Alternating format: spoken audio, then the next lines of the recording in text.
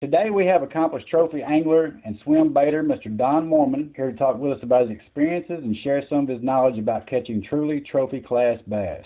Mr. Moorman has been featured in bass fishing publications such as Bass Angler West, FLW Magazine, and a publication out of France known as Predator Magazine.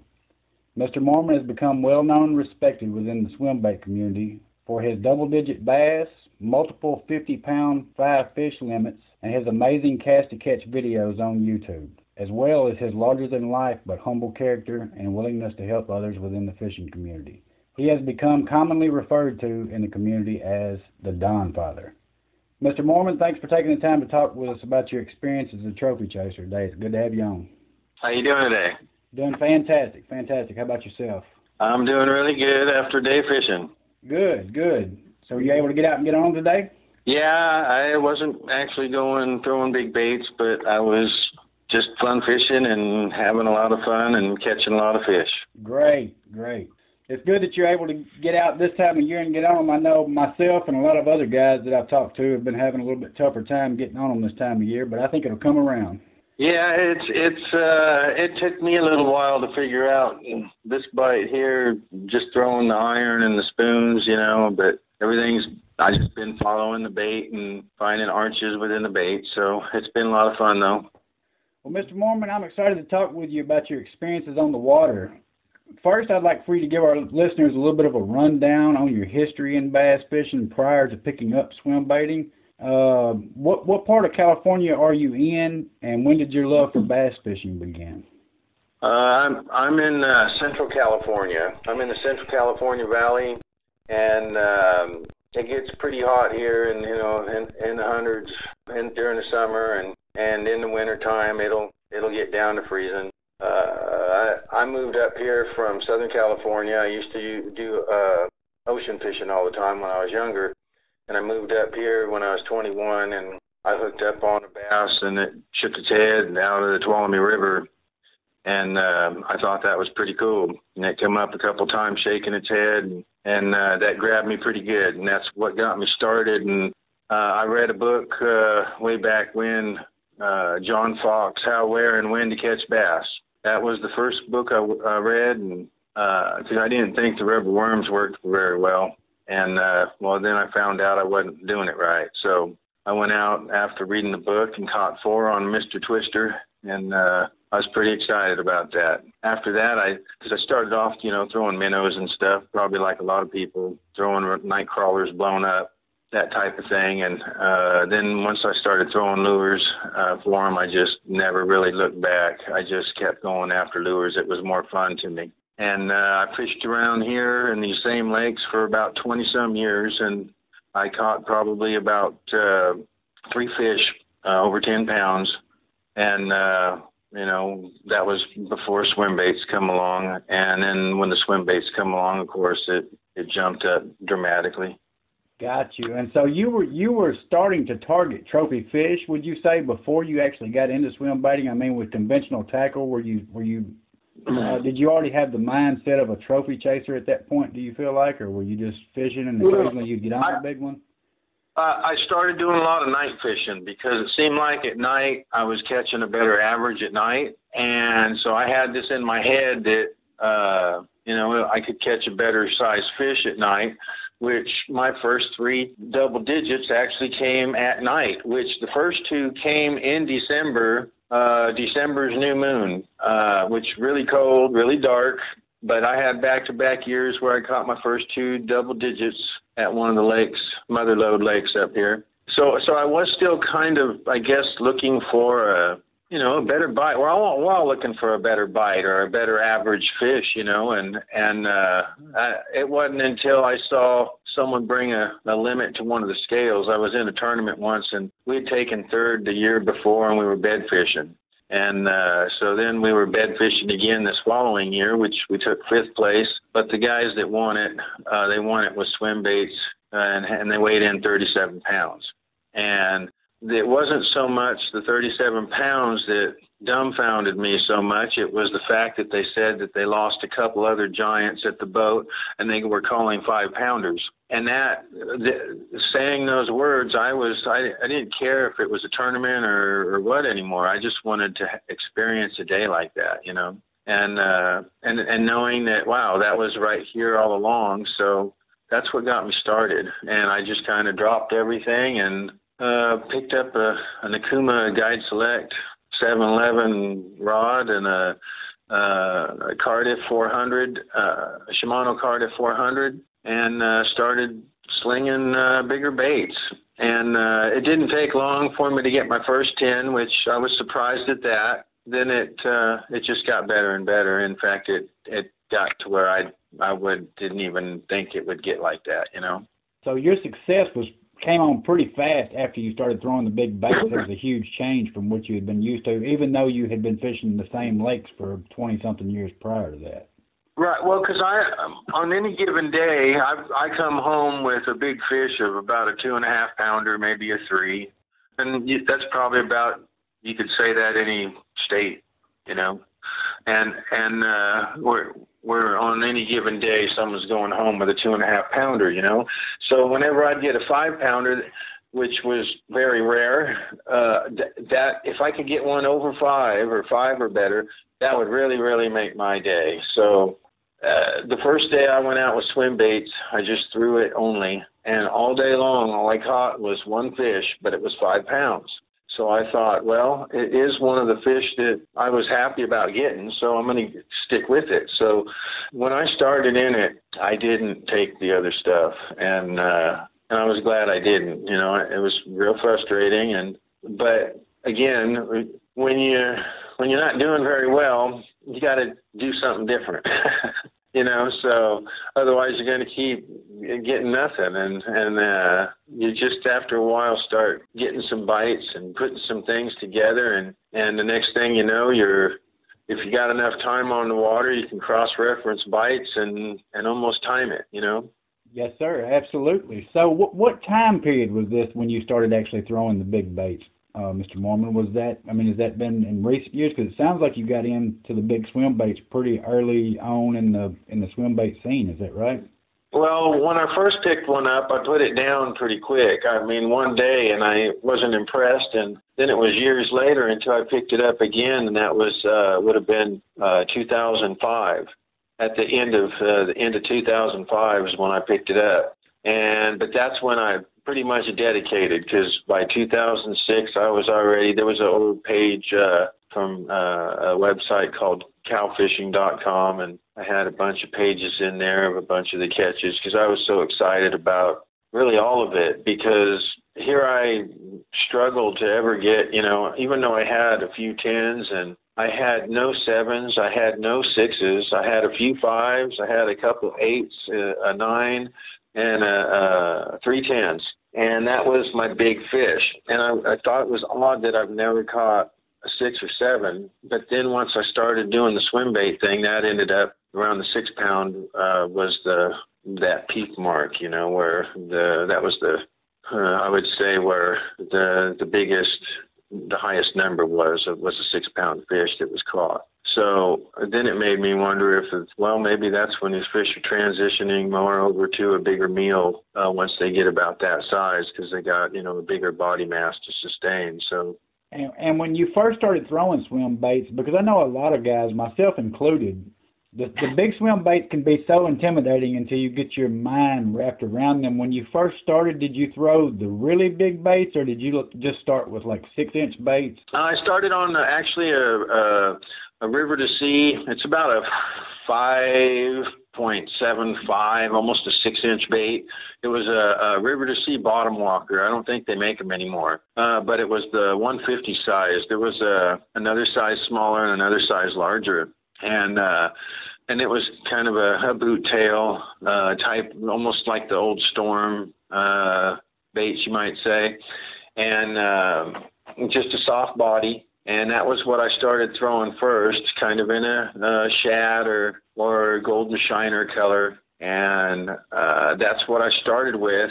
And I actually caught my first 10 on that, too. I was on fishing some bait, and I was actually on a cove, but I thought, well, what's out on this point? And I just kind of threw out, I had no idea what I was doing, really, other than casting around, and it hit bottom, and I started to retrieve, and it thumped it, and it set the hook, and my line started cutting up, and that was my first 10. And then I did a job for a guy. I did drywall work, and he showed me the first Huddleston bait, because those just came out on the market. And after that, so I started with about a 6, then jumped right into a Huddleston, 8-inch. And after I hit the Huddleston 8-inch, I always went 8 to 10-inch after that. Got you. And so at what point in your swim bait experiences, when you started with the 5.7 or 6 and then moved to the 8-inch bait, mm-hmm. and then the bigger baits, at what point did you realize, like, this is a game changer for Don Moorman? You know, was that pretty early in the process? I mean, you knew that swim baits was a game changer for you? Yeah, it was. I knew that it was something that took a lot of work, but was very satisfying. You know, in other words, you don't go out there like I did today and get 30, 40 bites. You're only getting a couple bites, or maybe one bite if you're lucky. And so it's really a grind. So it's very trying. You know, I mean, even the guys that have been doing it a while, they'll go through some dry spells, and it's a very trying sport. But with the rewards I got, I don't know. I guess there's a different adrenaline rush when you catch one that's over 10 pounds, let alone a team. And it's, you know, I preach this. The stoke is real a lot. And when I say that, there's definitely a rush when you catch that giant, or you might even say just your personal best period. When a person catches their biggest that they've ever caught at any given time, there's a definite rush to that. And I think that's what you always get with these big ones. And you always remember all the stories to them. I mean, I can look at the pictures or what of these big fish, and I can tell you the whole story to it, you know, of the catch, who was there, who netted it, or if I netted it, or my wife netted it, or what, you know. And it's just yeah, it was very rewarding, I guess, for what I wanted. It's, you know, it's only good if you like it, right? That's exactly right. And I think more guys are starting to realize now, Don, that swim baiting it's a sacrifice reward situation, you know. So if you want that bigger class of fish, yes, I think swim baiting, and I think even guys farther east have started to figure it out. You know, I mean, it's going on all over the country now. So, you know, it's a thing that started out there with you guys, and now I see guys in the Northeast and you know, the Southeast, and, you know, all over the country, everywhere in between, throwing these swim baits, and they're finding success with them. And you know, I just had I got to the point where I had my own mindset of, I wanted a 8 or 10-inch bait because those were catching what I was after. Those were getting those big bites. I mean, there's a lot of people that know of Butch Brown around here and in the swim bait world. And I believe he has a 19-pounder on the 8-inch Huddleston on video. So you kind of have to ask yourself, you know, what size bass are you after?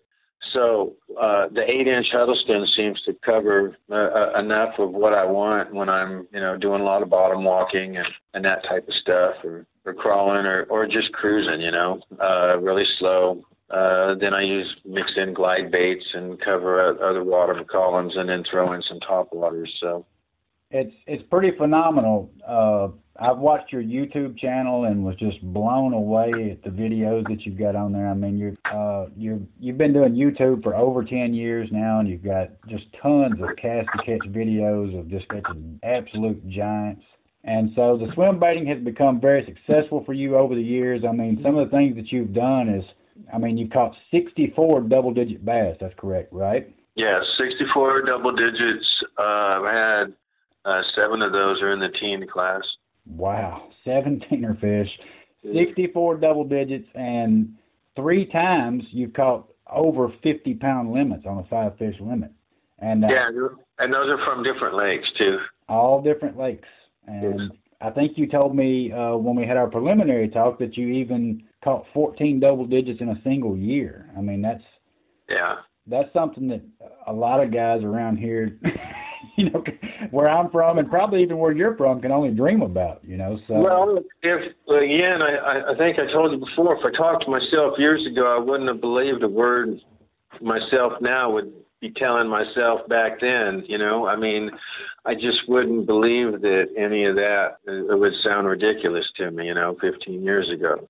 I had, my best day, I had 17 fish one day where that day I had a 53-pound limit. I had a 13, a 12, and 11 in my top 5. But I averaged 7 pounds for 17 fish that day.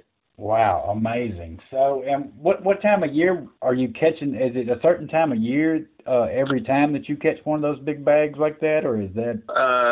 During the fall and into spring, for the most part, and it seems like you get a pretty good during the spawn. It gets a little bit funky, just because they're very spread out, they're preoccupied, and they can be more difficult than to catch.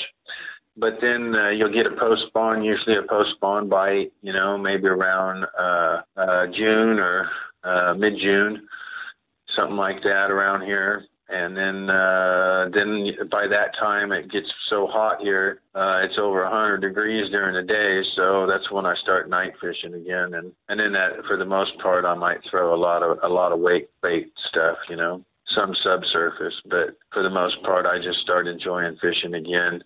I'll throw other big baits, you know, like the giant cranks and bigger worms, bigger jigs, stuff like that at night for fun. But I kind of get off the kick a little bit during the summer when it's hot.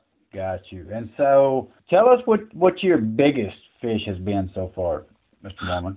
I got 2 14s. I got 14.9. And then I got one of the 14s on a video, which that's kind of nice. At least I got one 50-pound limit on a cast to catch. The other ones are still shots. That was before I was doing videos. And then I had that 114 also. So one big limit and 114 on video cast to catch. So, and that I've had 50 limits both on the Huddleston and both the depths 250. So those 2 baits are the only ones that have produced limits over 40 pounds for me. And now you also had a 47-pound limit, 5-fish limit also at one time. So all 4 of those limits that we're talking about that were your 4 biggest, all those came on those 2 baits, either the Huddleston or the depths 250? Yeah, it goes from down to a 48-pound limit, then 47. I had I think a couple 47s, and then a bunch of others down on it all the way down. So I got quite a few 40-pound limits. Now, out in California, do you throw that Huddleston all year, or do you mainly throw that colder weather? No, it's always got to be on. To me, I'm always throwing a HUD and that depths 250, and the reason why I'm always throwing both is because I'm wanting to cover the water column enough to be satisfied that I did so, you know.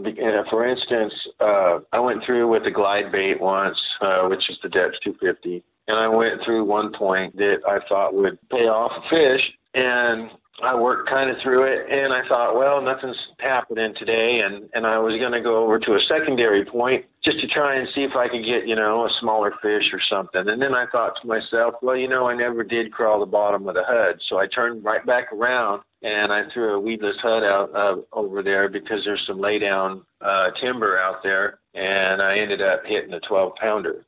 So if I hadn't turned around and covered that water column properly, then I would have missed that fish. So I don't limit to one bait. I want to have something to crawl the bottom, something to touch bottom and come up and cover the whole water column, something to come across the top, and something to maybe even sit on top. You know, when I had one experience where I was catching them on a HUD, and I caught a 13, a 7, and a 6 on a Huddleston. And that lasted within just about 5 or 6 casts, and then they wouldn't touch anything anymore.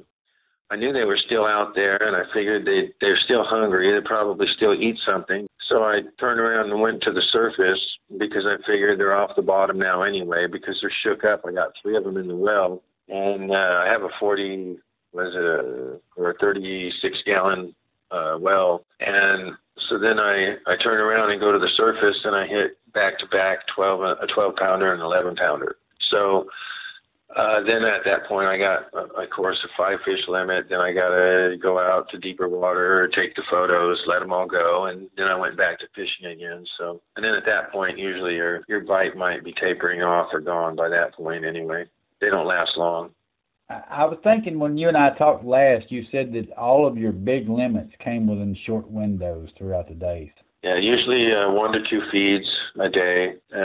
Those can be at various times during the day. It's one of those things that it takes time to, you got to get some kind of clue, get a bite or a follower or something to even go back to the spot to begin with, and then see if you can piece something together because, it's just like the lunar phases. My own moon chart that I have with my big fish catches looks just like most probably lunar charts that you would look at. My catches when you back off of the lunar chart, they're clumped up very much around your full moon and your new moon, and it's a little bit tighter around the new moon, a little bit wider on the full moon, and they taper off after each. And then there's usually about another bite that's on your half moons, and then for the rest of it, it's very sporadic. But it seems like those lunar phases, there's something to that because I spent a couple of years there where I was fishing quite a bit. So I was blessed enough to have that opportunity and to live those things, and experience them. So I had a trout I don't know if you saw that one video, but it actually leaped in my boat and took out my camera. I didn't see that, no. So you had a live trout that leaped in your boat and took out your camera. Yes, sir. Is that because bass were chasing the... I believe so. That would be my impression. I've saved about seven bass now, up to 8 pounds, that are choking on a bluegill or a crappie, and they get wedged in their mouth because they're a taller body, but they really like them crappie too. But they just kind of get wedged now and then, and if you're fishing in the right places when they're really feeding, you might actually have one pop up because they bloat themselves because they've come up from deep water feeding on these crappie that are down there in 50, 60 foot of water. And that crappie gets stuck, and then they go bolting up to the surface to try and shake it free. And at that point, they can't shake it free, so they get tired, but they came up so quick they bloated themselves. So, and I weight my fish back down, too. I put a weight, slided torpedo weight into their belly, which is about 16 ounces, actually. Goes right in like butter. I got a video on that, too, on my YouTube. And that helps them send back down without having to fizz them because some of these fish are caught deep. When I was researching your channel and going through your videos, just trying to get a feel for your experiences before we did the interview, that was one of the videos that really took me by surprise because my whole life I've heard of guys talk about fizzing their fish from deep. The lakes that I fish generally aren't deep enough. And even if they are, I'm usually up to this point in my life, I haven't been fishing the deepest parts of those lakes to worry about fizzing, but I've heard guys talking about that. And then I seen the video. I mean, I would recommend that anybody who hasn't seen that video go check it out on your YouTube page because I was mind blown by how easy that weight just dropped right down inside that bass's gullet. And yep. And it takes them down to the pressure that they need to be into without them having to exert all their energy to get down to it. Because what happens is, because they're already, they got to get down to that pressure. So they'll get themselves tired sometimes trying. They almost get there, but then they give up. And then they end up floating back to the top. So it's best to get them back down there, and you'll feel them you can feel them come get excited a little bit. And all you do is give them a little turn and pull that right out of their belly and right out of their mouth, and off they go. And At most times, like where I'm catching them, if I catch one in 35 foot, I want to be out there in a good, maybe 40, 45 feet whenever I let it free, if that's available. Got you. And that was another question that I had for you. On the lakes that you fish out there, you just told a general depth that you catch them at. Are some of those lakes, because I've read like Bill Murphy and guys like that talking about some of those lakes out there that get really deep. What's the average depth, the deepest part of your main lakes out there? They're going to range anywhere from 80 to 300-400. Wow. and the fish here, these big bass, on one lake where it's over 300 feet. I caught one bass that was 11-pounder by itself one day with my wife, and then I was with my son on another trip, and it was about a month and a half, 2 months later, and that fish was caught about a quarter to half mile away, had crossed over 300 feet of water, and was on the other side of the lake now. And now, when it was on the other side of the lake, it was with another 11 and a 13 that time. But then that's when I wanted to know. I had questions myself, which are never answered, were those fish all together the first time I caught that 111, or was it by itself and then it all met together at the other place? Because I was under the impression that these fish were traveling together, and then Bill Murphy's book put a wrench in that. Absolutely. It put a wrench in it for me, too, because that was a question that I had on my list. I was like, well, why I got to read that? Because he says that what I did was I found you might say, the hometown buffet where they all meet to eat. That's when I'm getting my big limits. When you pick off one, he's insinuating that you're picking them off, like, where they would live. That's why you're getting the one. And when you're getting those big limits, you're in the feeding grounds. So I don't know if that's really the only way to, if you could just have one 50-pound limit and put a tag on all of them that can do a radar and track them all, that would be wonderful, and we'd know for sure. Absolutely. And have you ever had an experience where you caught, maybe not one of your 50-pound limits, but where you caught a really nice limit of fish and you felt like you were in a feeding zone, and then being able to go back to that feeding zone later and duplicate that? Oh, yeah. Yes, sir. In fact, one particular trip, one year, I had 3 consecutive trips with 2 40s and a 50-pound limit. I probably had, I think that year, 2 or 3 other 40s, a few other 30s, and then on those 30s I probably had a double digit in there. Yeah, and those would be off of one location where it's just like a Pez dispenser. But I also did repeat 2 catches also, and I caught one fish as early as 4 days later. So, and that was on depth 250, and that fish weighed right at 12 pounds. And then when I caught it again, it was like 11, 13, I believe. And I figured it just lost a few ounces because it kept eating the wrong bait anyway. And so it ate the depth 250 twice, 4 days apart? Yes. Wow. And the time, and I know the group that it was with the second time was definitely, at least the fish that I caught were different fish the second time. So...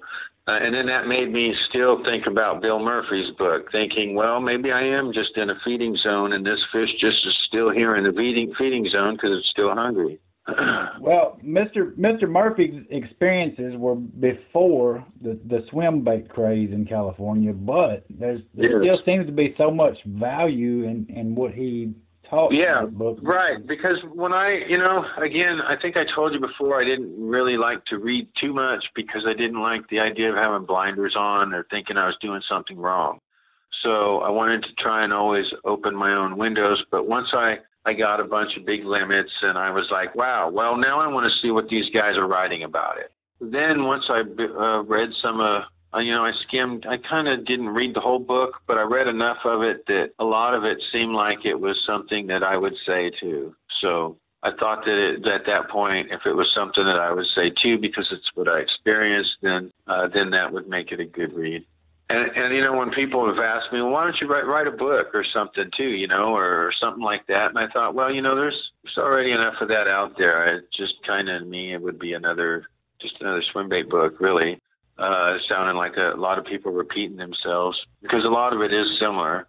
I look at these largemouth basses. They have a big mouth, and they do get big enough to where they have a mass that needs to be fed, and it's not always going to be getting fed by eating a French fry. So they got to eat a meal, and it's just like I use reference to the great white shark. When they're babies, they eat small rays and grunion or whatever, and other small fish.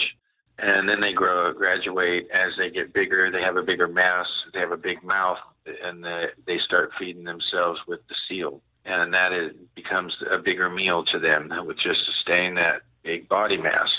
And that's how I start looking at a largemouth bass, the same way as once it gets to a certain size, they have to sustain that body mass. Otherwise, you're going to be catching a lot of those bass that have a big head and a skinny body.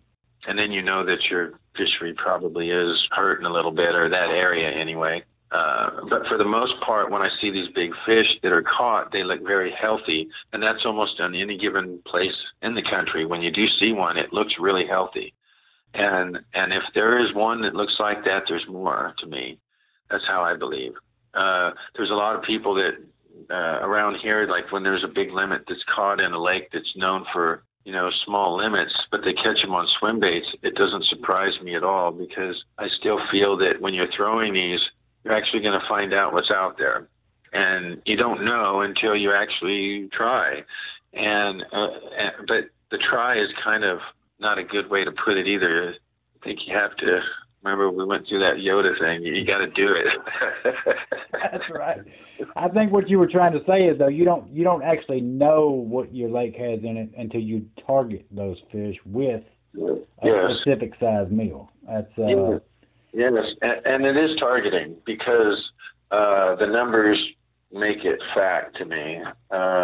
When I went, because again, when I started swim baiting, I am fishing the same lakes that I fished for 20 years before I ever swim baited. So it's the same water, and I had 3 of them back then, and then Swimbaits come along, and it's up to 64. So that says something. Although I do have to say there was a handful of those on a few other baits through the time, but I do throw those on swim bait rods too.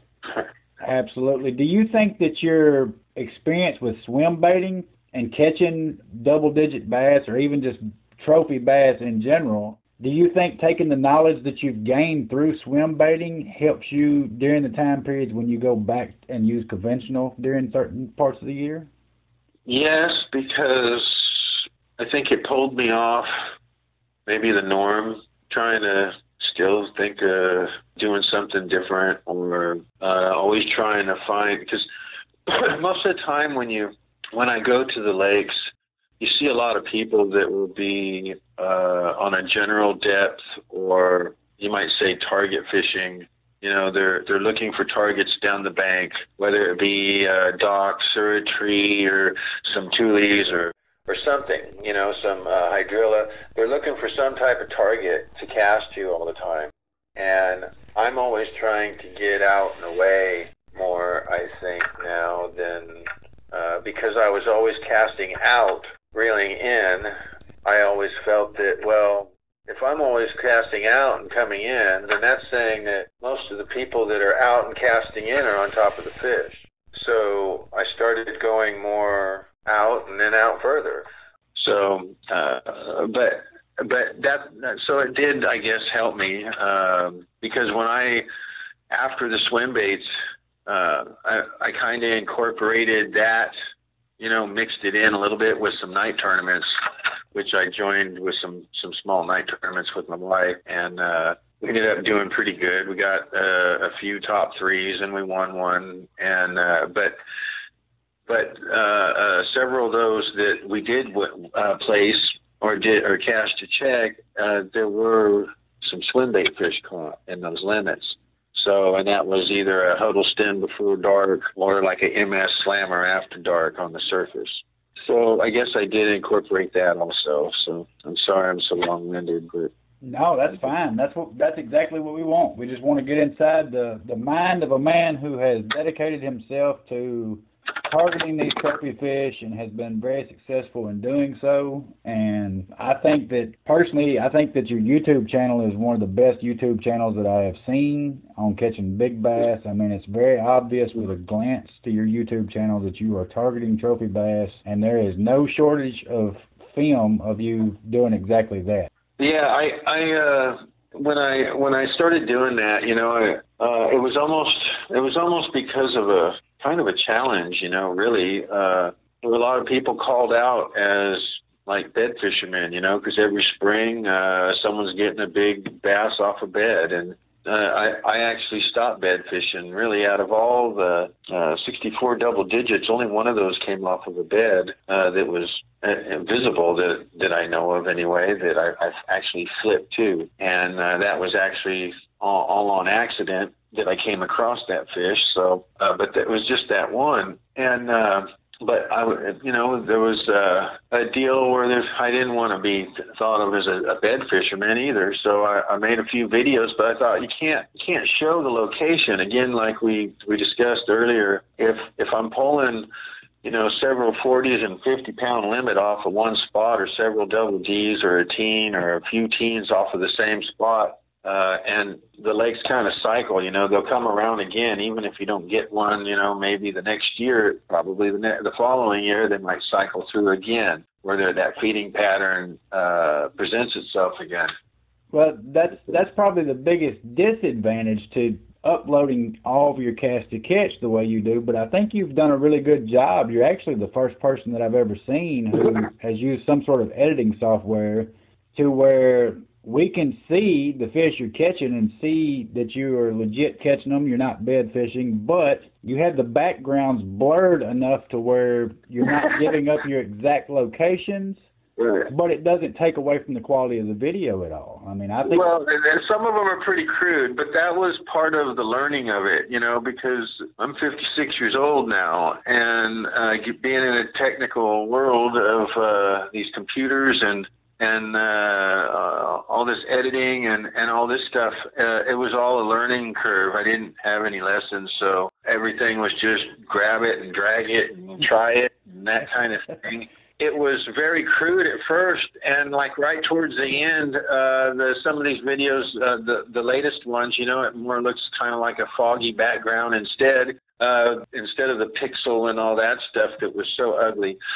But again, that was all part of that learning curve, and I look back at it now, and myself, I laugh at it because I think, man, look how I could have made that look so much better, you know. Well, it's a learning curve, just like going out and trying to target big fish, you know. I mean, it's a process, I'm sure, but yes, it is. I thought even your earliest videos that I seen were pretty phenomenal, considering that you were able to get rid of that background and still be able to see exactly what was going on. So I would encourage anybody to go check out your YouTube. I think the name of that YouTube is Bass and Don 69, aka Don Moorman. Yes, sir. For our listeners, I will put a link to that in the interview when I upload it, so guys can just go down and click the link, go directly to YouTube and check it out. And I wanted to ask you, Mr. Moorman, because I think there's a lot of guys who are very interested in targeting trophy class fish who still have not got their mind wrapped completely around the idea of throwing big baits, and I don't want to try to force that idea on anybody, but I'd like to have insight from a guy who has seen so much success since he started throwing these big baits. If you could give advice to a trophy chaser who doesn't currently incorporate swim baits into their fishing, what would you say to that angler?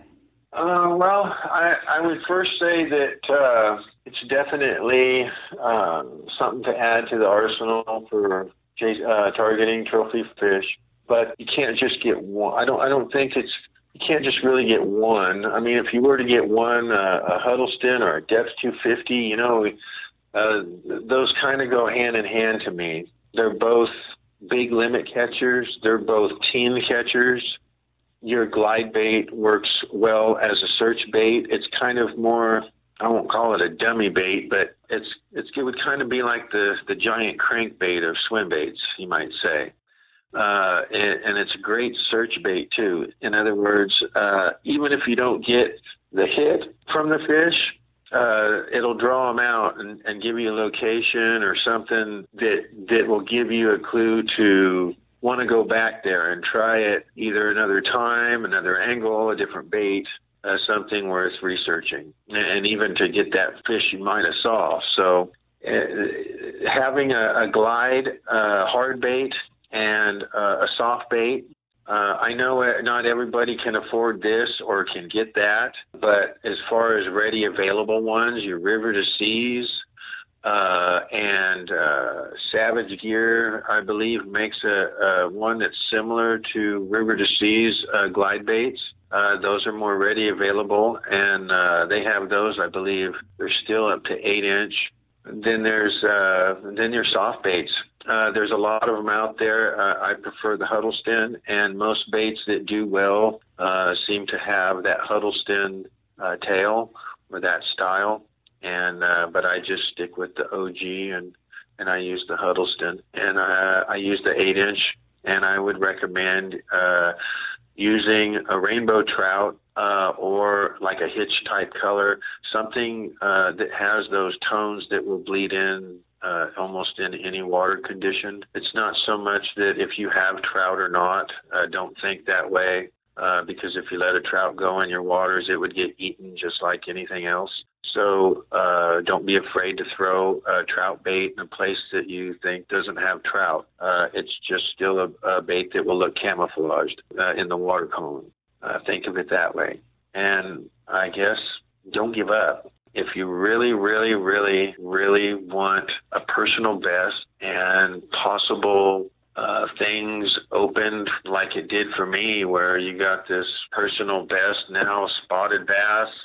My biggest spotted bass is on a weedless Hud, which is 8.8, and that's also on video, cast to catch. So you get these things presented to you that and just turns into a lot of fun, and then you get a lot of personal best quests, accomplishments, and really it can be pretty exciting. Just the fact that you spent 25 years, 20 plus years fishing the same bodies of water that you're on now, you were able to catch 3 fish over 10 pounds in that time period. But the fact that in the last less than 15 years, you've run that number up to 64 using primarily big swim baits, I think that statement speaks for itself. And I think that for our listeners, I think that, like I said earlier, I think we're starting to see, early on where I'm from, when there was mention of big swim baits, everybody resorted to the argument that, that's those guys out on the West Coast that won't work here. But, I'm seeing this work up north. I'm seeing it work, out east. it's everywhere. So. But, I believe that way myself where I live, though, just for the fact, when in our tournaments, we had a tournament at Lake Don Pedro where I've caught lots of big limits and teens and big swim bait fish. So, we have tournaments all the time where small weights are weighed, and it just is, it's out there, and it's worth going after. Sometimes it seems like when it's tough fishing, if you're having trouble catching a small one, you might as well go big.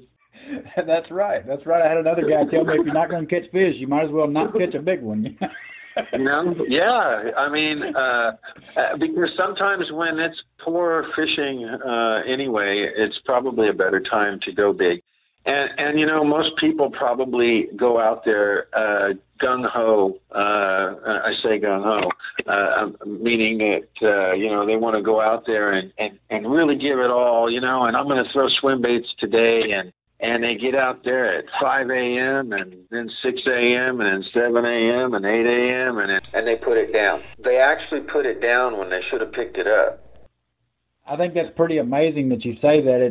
It takes me back to the conversation that we had a couple of nights ago where you were saying, you know, the conditions, don't let a book or an interview or an article or anything dictate exactly what conditions that you're supposed to catch these fish under, because a lot of guys will say falling barometric pressure or whatever, and you basically just told me the other night, like, I've caught big limits under any and every condition you can imagine. It's not about conditions, it's about hunger. That's what it comes down to. I got a video showing my wife a really hot sunny day, netting 50-pound limit for me. So it doesn't matter. And speaking of which, if you want to see the excitement of catching your first 10-pounder, go watch my wife's video of her catching her 10 and her jumping up and down. Let me tell you, she's pretty excited, and I was pretty touched myself. That's my favorite video. Absolutely. I did actually go watch that video, and I loved it. You could see the excitement, and the stoke was certainly real. Well, you know, on her video there, that's one of those cases of the quick bite too. I had fan casted for a while. My wife was pulling out a backlash, and she worked at it for a long time. And I told her just pick up the other rod. And she was determined, and she got it out. And she turned around and backlashed it again. And at that point, she finally picked up the other rod. She threw it out there, and I had been fishing for probably, I don't know how many casts I'd made at that point, but she threw out there and got hit. And I said, well, get it. So all of a sudden she sets the hook. She gets a 7-pounder in the boat. And I started the video, and I told her, I said, I just got done fan casting this spot right here, and nothing happened. I don't know what you did, but you did it right. Do it again. So I reeled in my rod, put it down. She threw back out there and got 2 bites and missed those bites. Threw back out a 3rd time, caught that 10-pounder, threw back out a 4th time, got a 5, and then it was over. And then I went back to that spot later in the afternoon when I thought there would be a later afternoon, and then I caught the little 4-pounder to go along with the picture. So, but that was my wife's day, and that's how it worked. You know, just a few casts and it was over. And she probably would have had more opportunity if we hadn't have spent so much time taking photos. That's another error that you could do when you can load the boat within a few casts. Instead of spending so much time taking a picture of that first nice one you got in, get that one in the well really quick and get out and get the other one that's with it, or maybe another. And try and get those in there really quick, because it's over pretty quick. So don't spend too much time throwing photos, because you're missing out on maybe casts that could be getting big. Absolutely phenomenal advice. Several of the guys who are well-known trophy chasers give the same advice when you're in the bite window. I hate to keep bringing him up, but back to Bill Murphy again, I know that one of the things that he said in his book was when he catches that first big one, he would actually lay that fish in the floor of his boat and cast his bait back out before he picked that fish up and did whatever he was going to do with it. And, you know, it's really, really critical so that you're not telling a story about the one that got away at the boat, is to make sure you have that net ready. Because the worst thing you want to do is put your hand down there when you've got a face full of giant 2-aught treble hooks. It's best to net these fish. And from my experience, what I've seen, even if you look at my videos, most of the time, once they are in that net and they know they're in that net, they will lay still when you lay them down on the deck. I have walked away from them and come back, and they don't move. I have had maybe 1 6-pounder, I think, in time that flopped back out, but for the most part, they lay very still. And that way, because if you flop these fish, they flop so much all over your carpet. I don't think that's really good for the fish at all, really. It's best if you're going to lay them down, and if they're laying across that mesh of the net, they're probably not going to be touching much for carpet anyway, and they're just touching the body of the net, and you could just take care of your catch and let it go. Give it a kiss, and then set it free. Absolutely. I think that's one thing that we definitely try to promote more now probably than some of the old trophy chaser guys realize. Right. Is taking care of those fish, because those giants, they truly are they're unicorns. They're rare, and I think taking care of those fish and catch and release of those biggest fish is very important to the future of what it is that we do, and we want our kids to be able to go out and chase trophy bass, and our grandkids. So that's one thing that we always try to promote here at Double Digit Bass, is just the care for those super giant fish. They're special, and it's something that a lot of guys fish their whole lives and never get to experience one of those. So, Mr. Moorman, there's one question that I always ask everybody that I interview, and it's just for fun, but I think you're a very accomplished trophy angler, and I think you could stand alone in any class of trophy bass fishermen, but I know you had to have some influences and some people that inspired you along the way. If you could share a boat with any trophy bass angler, past or present, somebody who's passed on, or just theoretically speaking, if there was another trophy chaser throughout time that you could share a boat with for a day, who would it be? Okay, well, if I was to fish with a trophy chaser, I'd probably share the boat with, I guess back in the day, I really looked up to a guy, thought that he was a guy named Dana Rosen, and he was a Southern California guy who was catching some big swimbait fish in the early days, and I was in awe of what he caught back then. So probably that, or maybe even the guy that inspired me, that brought in that big limit that changed my life, that made me. He said that somebody else would probably have done it anyway, and I said, yeah, but it was you, and that would have been Rob Bellany. He was the one that just by seeing, I guess I had that seeing is believing moment with him. Someone didn't just tell me, "Oh, you got big bass in here." No, I saw a big limit, and that was. Hearing and seeing is two different things, isn't it, Don? It really is, though. It really is. And because because I've had experience in all the lakes around me, all the lakes that I always fish. When people ask, well, where do you get them? It's just where do you fish? You could probably get them where you fish, but you got to try. You got to do it, and you can't just dabble in it because things cycle, and you could actually be on a good lake that's having a bad year, you might say. Because you got to be, we as fishermen, we find areas where our lures work. You know what I'm saying? In other words, if I just went out with throwing cranks, I'm going to find out how to make those crankbaits work in some places and different times of year and this and that. And so by doing so with the swim baits, we find, ways to make this work. But that feeding habit might not always be there. So because like most of the time I'm not metering these fish. I don't know why they don't meter well to me. I fish a location by structure first. I meter it afterwards, and sometimes I might see some arches, but I still don't even think that those are the big ones that I'm catching. For instance, I had one when I caught my personal best. I hit a 9-pounder and I'm sorry. I had a 7 2/8, and I had fan cast, and that was on a Huddleston. I fan casted the area, and nothing happened, and I left it. But I stayed in eye shot, and I was on an offshore spot, and another guy came out that was fishing the inside and kind of inspected what I was fishing. He kind of crisscrossed it and circled it, and I was worried he was going to start fishing, and he didn't, so he moved on. Well, I thought, well, if he metered something, he would have fished, so I went back over there, and I boated a 9 and a 14.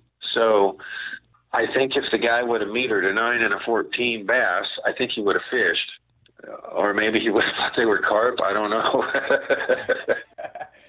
So you're saying you use your electronics, and you feel like it's a very important part of what you do, but you're not necessarily using them as a quote-unquote fish finder. You're using it to find the structure that you feel would be holding the bass at that time.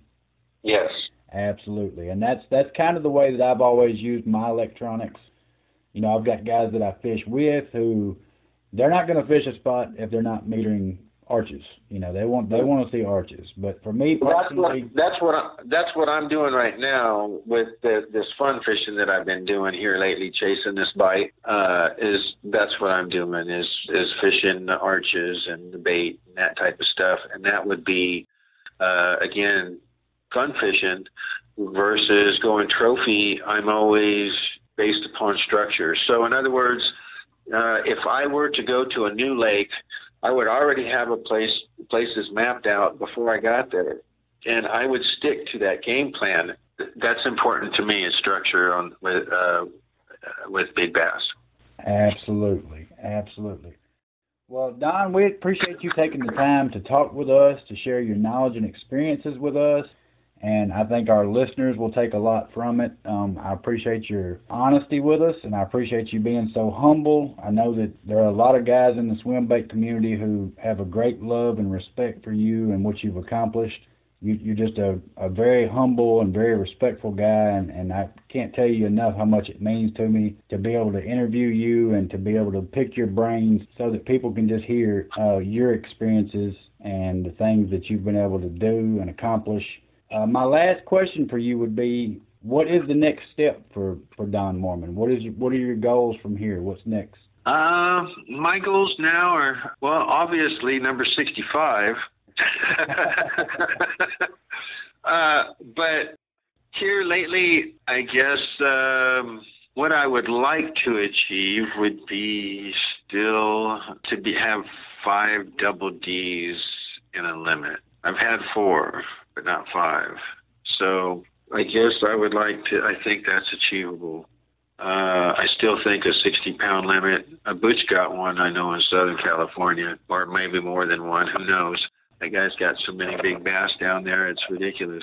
Maybe jump in a couple more tournaments, put a couple more plaques on the wall if I can. Thank you, Don. It's been phenomenal talking with you, and I will put I'll put your YouTube link in the description of this video, and I'll talk to you right after this interview section, and we'll kind of square things away. If you'd like for me to put your Facebook page, or if you have another page or group that you would like for me to promote in the description, we'll take care of that. Thank you for taking the time to talk with us, and we'll be looking forward to seeing the video of number 65 and that limit with 5 double digits in it. Right on. All right. I appreciate it, Jason. Thank you. Okay, thank you. You all have fun.